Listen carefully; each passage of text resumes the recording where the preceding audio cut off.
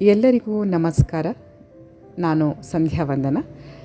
ಇಂದಿನ ವಿಡಿಯೋದಲ್ಲಿ ಗರುಡ ಪುರಾಣದ ಅಧ್ಯಾಯ 34 ಯಮ ಮಾರ್ಗದ 16 ಪುರಗಳ ವರ್ಣನೆ.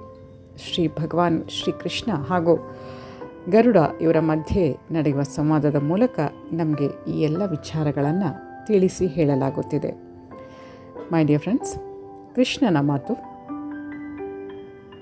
ಹೇ ಗರುಡ, ಈ ಪ್ರಕಾರ ಕರುಣಾಕ್ರಂದನ ಹಾಗೂ ವಿಲಾಪ ಮಾಡುತ್ತಿರುವ ಅತ್ಯಧಿಕ ದುಃಖಿತ ಪ್ರೇತನು 17 ದಿನಗಳವರೆಗೆ ಏಕಾಂಗಿಯಾಗಿ ವಾಯುಮಾರ್ಗದಲ್ಲಿಯೇ ಯಮದೂತರಿಂದ ನಿರ್ದಯವಾಗಿ ಎಳೆಯಲ್ಪಡುತ್ತಾನೆ. 18ನೆಯ ದಿನ ರಾತ್ರಿ ಪೂರ್ಣವಾದಾಗ ಸರ್ವಪ್ರಥಮ ಅವನು ಯಾಮ್ಯಪುರವನ್ನು ತಲುಪುತ್ತಾನೆ. ಈ ರಮಣೀಯ ನಗರದಲ್ಲಿ ಪ್ರೇತಗಳ ದೊಡ್ಡ ಸಮೂಹವೇ ಇರುತ್ತದೆ.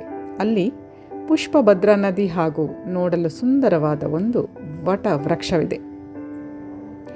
ಯಮದೂತರು ಅಲ್ಲಿಗೆ ತಲುಪಿ ಆ ಪ್ರೇತನಿಗೆ ವಿಶ್ರಾಂತಿ ಪಡೆಯಲು ಅವಕಾಶ ಕೊಡುತ್ತಾರೆ. ಅಲ್ಲಿ ಪ್ರೇತ ದುಃಖಿತನಾಗಿ ತನ್ನ ಪತ್ನಿ ಹಾಗೂ ಪುತ್ರಾದಿ ರಕ್ತ ಸಂಬಂಧಿಗಳಿಂದ ಪ್ರಾಪ್ತಿಯಾಗುತ್ತಿದ್ದ ಸುಖವನ್ನು ಸ್ಮರಿಸಿಕೊಳ್ಳುತ್ತಾನೆ. ಮಾರ್ಗ ಗಮನದಿಂದ ಆಗುವ ಪರಿಶ್ರಮದಿಂದ ದಣಿವು ಹಾಗೂ ಹಸಿವೆ ದಾಹದಿಂದ ವ್ಯಾಕುಲನಾದ ಆ ಪ್ರೇತನು ಕರುಣಾರ್ತ್ರನಾಗಿ ವಿಲಾಪ ಮಾಡುತ್ತಿರುತ್ತಾನೆ. ಆ ಸಮಯ ಅವನು ಧನ, ಪತ್ನಿ, ಪುತ್ರ, ಮನೆ, ಸುಖ, ನೌಕರ ಹಾಗೂ ಮಿತ್ರರ ವಿಷಯದಲ್ಲಿ ಹಾಗೂ ಅನ್ಯ ಸಕಲರ ವಿಷಯ ಕುರಿತು ಯೋಚಿಸುತ್ತಾನೆ.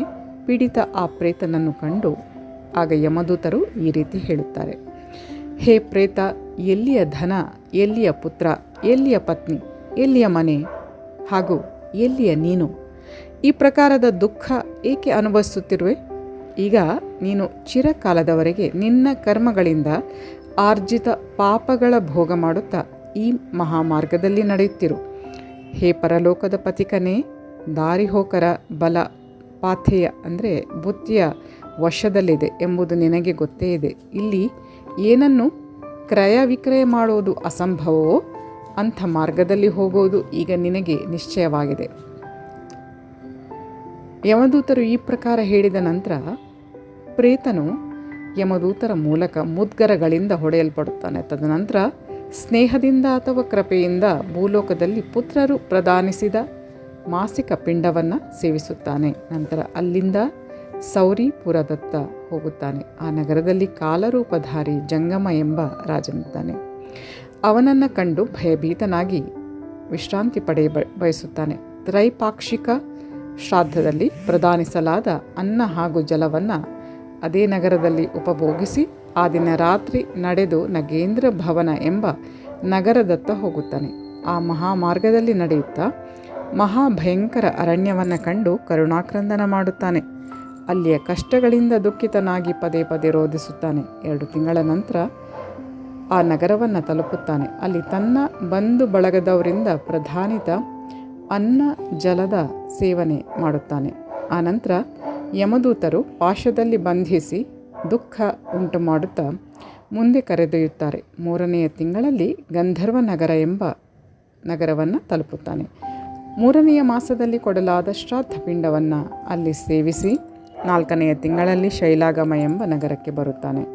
ಅಲ್ಲಿ ಪ್ರೇತದ ಮೇಲೆ ಶಿಲೆಗಳ ಮಳೆ ಸುರಿಯುತ್ತದೆ. ಅಲ್ಲಿ 4ನೆಯ ಮಾಸದಲ್ಲಿ ಕೊಡಲಾದ ಶ್ರಾದ್ದ ಪಿಂಡವನ್ನು ಸೇವಿಸಿ ಸಂತುಷ್ಟನಾಗುತ್ತಾನೆ. ತದನಂತರ 4ನೆಯ ತಿಂಗಳಲ್ಲಿ ಕ್ರೌಂಚಪುರವನ್ನು ತಲುಪುತ್ತಾನೆ. ಆ ಪುರದಲ್ಲಿ ಪುತ್ರರಿಂದ ಪ್ರಧಾನಿತ 5ನೆಯ ಮಾಸದ ಶ್ರಾದ್ದದ ಪಿಂಡವನ್ನು ಸೇವಿಸುತ್ತಾನೆ.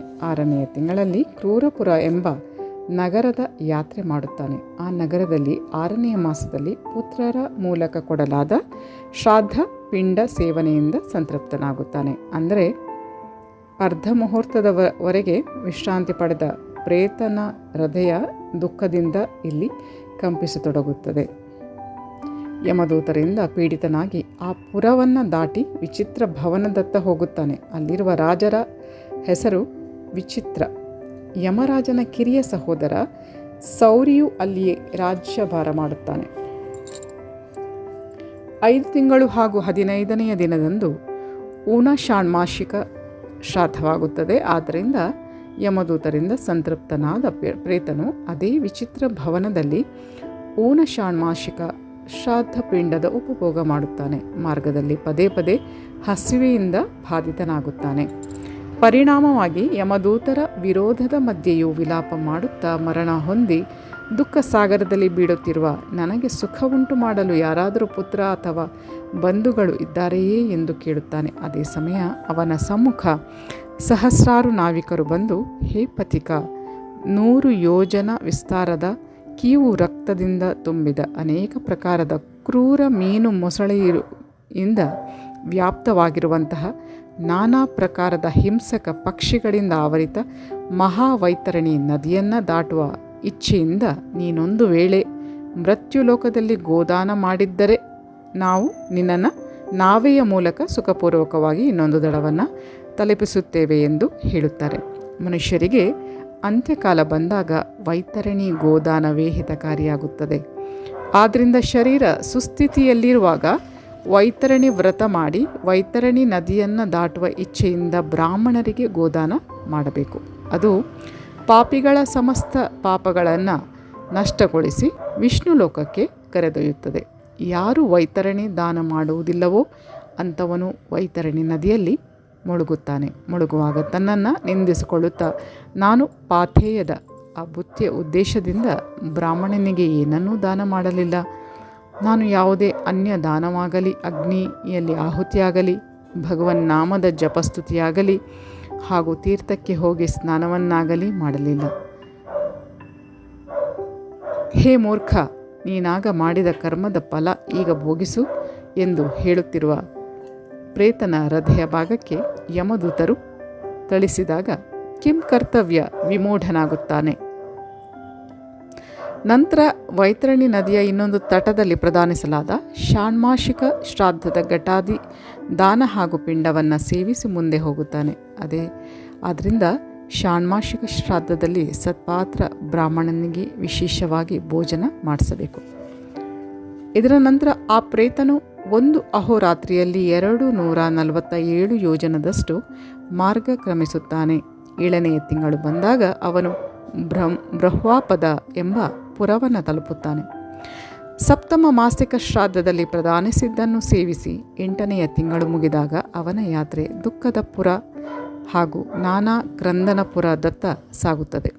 ಅತ್ಯಂತ ದಾರುಣವಾಗಿ ಆಕ್ರಂದನ ಮಾಡುತ್ತಾ ನಾನಾ ಕ್ರಂದನ ಗಣಗಳನ್ನು ಕಂಡು ಸ್ವಯಂ ಶೂನ್ಯ ಹೃದಯ ಹಾಗೂ ದುಃಖಿತನಾಗಿ ಜೋರಾಗಿ ರೋದನ ಮಾಡತೊಡಗುತ್ತಾನೆ. ಅಲ್ಲಿ 8ನೆಯ ಮಾಸದ ಶ್ರಾದ್ದವನ್ನು ಸೇವಿಸಿ ಸುಖಿಯಾಗುತ್ತಾನೆ. ನಂತರ ತಪ್ತಪುರದತ್ತ ಹೋಗುತ್ತಾನೆ.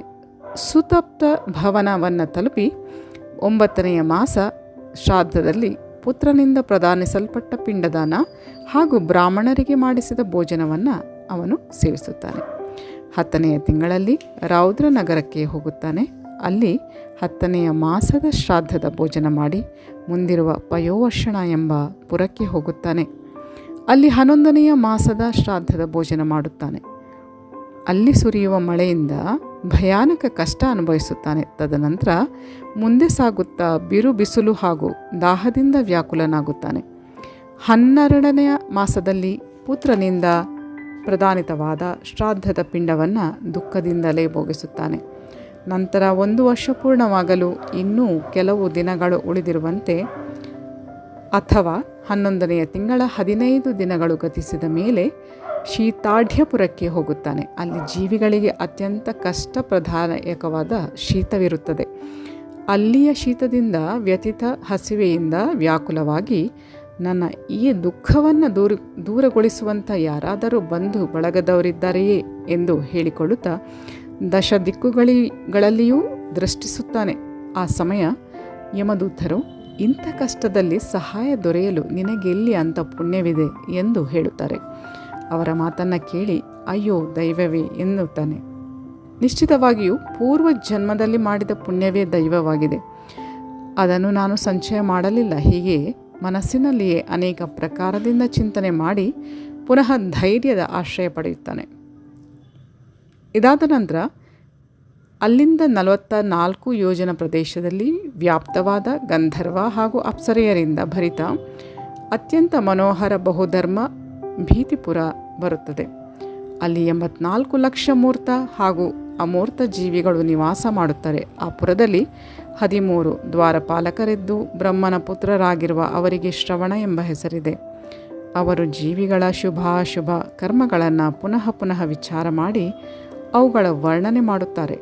ಮನುಷ್ಯ ಏನು ಹೇಳುತ್ತಾನೋ ಹಾಗೂ ಮಾಡುತ್ತಾನೋ ಅದೆಲ್ಲದರ ಕುರಿತು ಇದೇ ಬ್ರಹ್ಮನ ಪುತ್ರರಾದ ಶ್ರವಣ ದೇವತೆಗಳು ಚಿತ್ರಗುಪ್ತ ಹಾಗೂ ಯಮರಾಜನಿಗೆ ತಿಳಿಸುತ್ತಾರೆ. ಅವರು ದೂರದಿಂದಲೇ ಸಕಲವನ್ನು ಶ್ರವಣ ಮಾಡಲು ಹಾಗೂ ನೋಡಲು ಸಮರ್ಥರಾಗಿದ್ದಾರೆ. ಈ ಪ್ರಕಾರದ ಚಟುವಟಿಕೆಯಲ್ಲಿ ತತ್ಪರರಾಗಿರುವ ಹಾಗೂ ಸ್ವರ್ಗಲೋಕ, ಭೂಲೋಕ ಹಾಗೂ ಪಾತಾಳ ಲೋಕದಲ್ಲಿ ಸಂಚರಿಸುವ ಶ್ರವಣರು 8 ಜನರಿದ್ದಾರೆ. ಅವರಿಗೆ ಸಮಾನವಾಗಿಯೇ ಅವರಿಗೆ ಬೇರೆ ಬೇರೆ ಶ್ರವಣಿ ಎಂಬ ಉಗ್ರ ಪತ್ನಿಯರಿದ್ದಾರೆ. ಅವರು ಮೃತ್ಯುಲೋಕದ ಅಧಿಕಾರಿಗಳ ರೂಪದಲ್ಲಿದ್ದು ವ್ರತ ದಾನ ಸ್ತುತಿಯಿಂದ ಯಾರು ಅವರನ್ನು ಪೂಜಿಸುತ್ತಾರೋ ಅವರಿಗಾಗಿ ಸೌಮ್ಯ ಹಾಗೂ ಸುಖಯುಕ್ತ ಮರಣ ಆಗಿರುತ್ತಾರೆ. ಮೈ ಡಿಯರ್ ಫ್ರೆಂಡ್ಸ್, ಮಹಾವಿಷ್ಣು ವೈನತೆಯ ಸಂವಾದಾಂತರ್ಗತ ಗರುಡ ಪುರಾಣದ 34ನೇ ಅಧ್ಯಾಯ ಇಲ್ಲಿಗೆ ಪೂರ್ಣವಾಯಿತು. ಹಾಗೆ ವೀಕ್ಷಕರು ಈ ಅಧ್ಯಾಯದ ಹಿಂದಿನ ಅಧ್ಯಾಯವನ್ನು ಕೇಳಲು ಆಸಕ್ತಿ ಉಳ್ಳ ವ್ಯಕ್ತಿಗಳಿಗೆ ನಾವು ಈ ವಿಡಿಯೋದ ಡಿಸ್ಕ್ರಿಪ್ಷನ್ ಬಾಕ್ಸ್ನಲ್ಲಿ ಲಿಂಕನ್ನು ಕೊಟ್ಟಿದ್ದೇವೆ. ಅದನ್ನು ಕ್ಲಿಕ್ ಮಾಡಿ ವಿಷಯಗಳನ್ನು ತಿಳ್ಕೊಳ್ಬೋದು. ಓಕೆ, ಇನ್ನು ಹೊಸ ಅಧ್ಯಾಯದೊಂದಿಗೆ ಮತ್ತೆ ತಮ್ಮನ್ನು ಭೇಟಿ ಆಗ್ತೇನೆ. ಅಲ್ಲಿಯವರೆಗೆ ಧನ್ಯವಾದಗಳು. Please take care. Have a good day. ಜೈ ಶಿವಶಕ್ತಿ, ಜೈ ಮಾ ಕಾಳಿ, ಜೈ ಶ್ರೀಕೃಷ್ಣ.